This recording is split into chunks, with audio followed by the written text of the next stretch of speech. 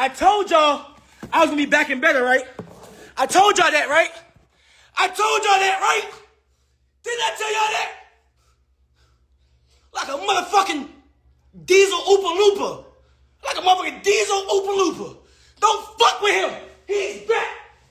On the backhand side of the aisle. He's back. He's back. He's back. Back and better. Official. I am back. January 31st. January 31st, the big man is back. And that's all that matters. I'm back. Bam! That's all y'all need to see. That's all y'all need to see. Co-main event, me and Jamaine Ortiz is going to be a banger. Jamaine can fight. Jamaine can fight. Shouts out to you, Jamaine, for taking the fight. Because I don't know what... I ain't going to get into that. Shouts out to you, Jamaine, for taking the fight. For stepping up to the plate and on his turkey card. Amazing cards that he put on. Stepping up, taking the fight. You know what I mean? Like, it takes a lot of guts to get in there and fight on these turkey cards. You never know what's going to happen on these turkey cards. So I appreciate you, Jamaine, for giving me an opportunity, bro. It takes two to tango. You know what I mean? And you really gave me an opportunity, bro. Like, you gave me an opportunity. You know what I mean? So I appreciate that, bro. I'm going to say that right now on live for everybody. Jamaine Ortiz. I appreciate you, bro, for stepping up, taking the opportunity. You're a hell of a fighter. You know that. You got a big name. You know that. You know, I got a big name. And we're going to get the fans what they want.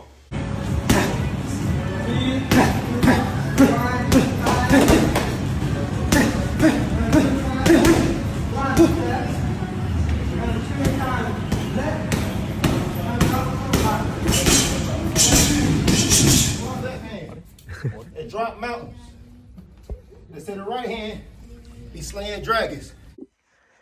The Untouchable True School Sports Empire proudly presents something the boxing game's been missing. Hey, what's going on? It's your boy BT, and I came here to talk some boxing with the thousands of True School Sports subscribers. All right, guys, so we have a really interesting matchup. Y'all can save the date. It is going to be a momentous occasion. January 31st, like many fights in boxing on that day.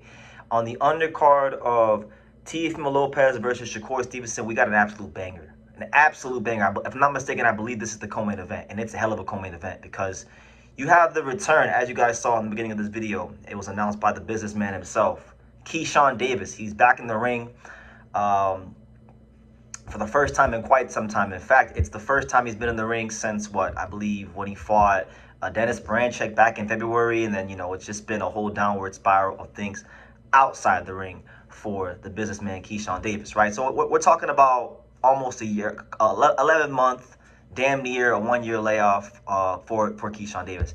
And he's not making things easy on himself. No. He's going to 140 and he's fighting one of the best, most skillful, most crafty guys that the division has to offer. And that man comes in the form of the technician himself, Jamaine Ortiz. So listen, first and foremost, let me give credit to both men for stepping up to the plate.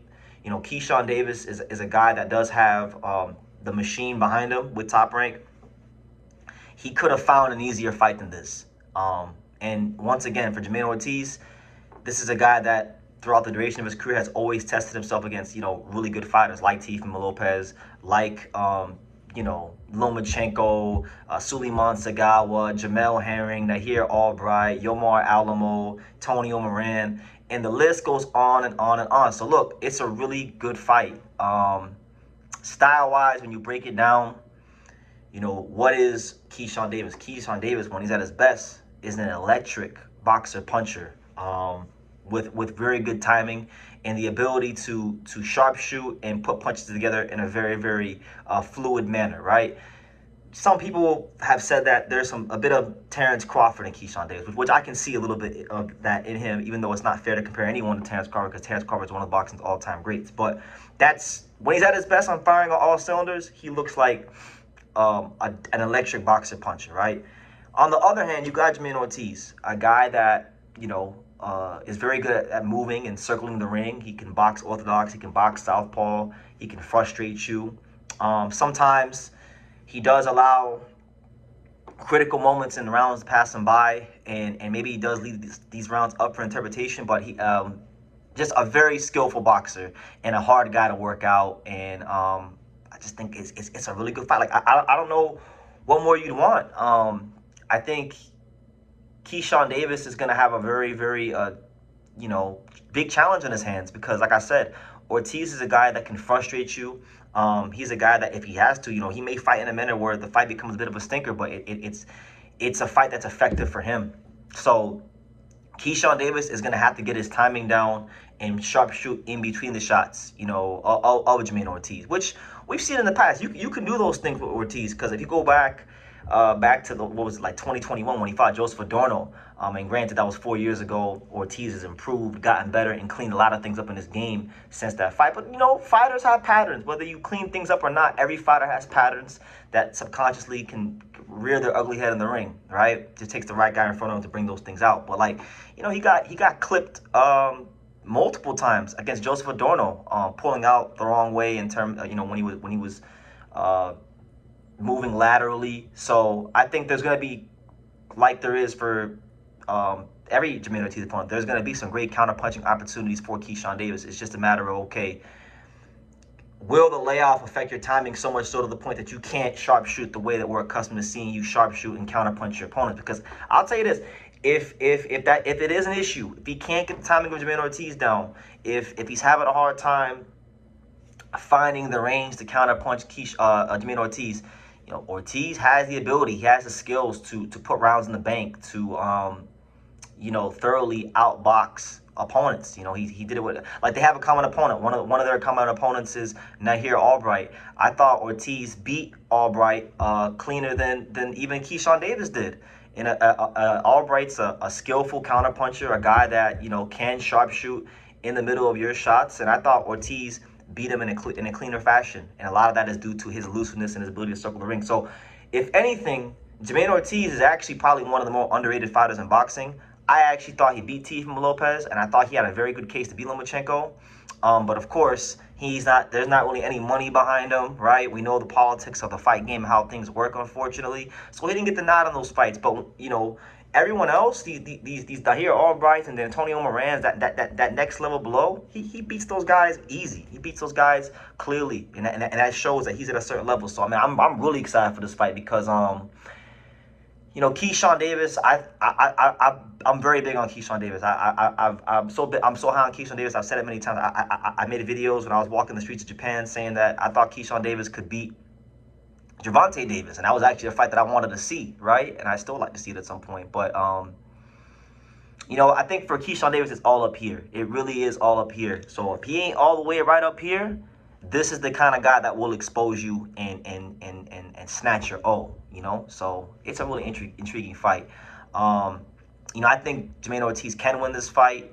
I am going to put Keyshawn Davis on a moderate upset alert, but I'm high on Keyshawn Davis. I really am high on the businessman. I do think, he can beat a lot of guys in the sport of boxing. I think he can beat the Tanks and the TOs and even if Shakur Stevenson him ever fought, I think he could beat Shakur Stevenson. I rate him highly. I think if he were to go to 47, I'd give him a great chance to beat Devin Haney and Brian Norman Jr. and all the top guys up there. Anybody in the top of that weight class you want to name, I think he could beat those guys too. I class him very, very highly.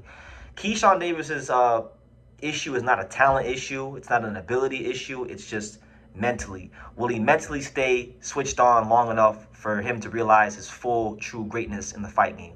We shall see. I think this is a fight that gives us that answer very, very quickly because Jamaine Ortiz is definitely someone that has been up there with the top, creme of the creme, top shelf fighters of boxing and giving them everything they can handle. And, in some regards, depending on who you ask, probably should have got the nod. So I think Keyshawn Davis will win this fight. Let me see.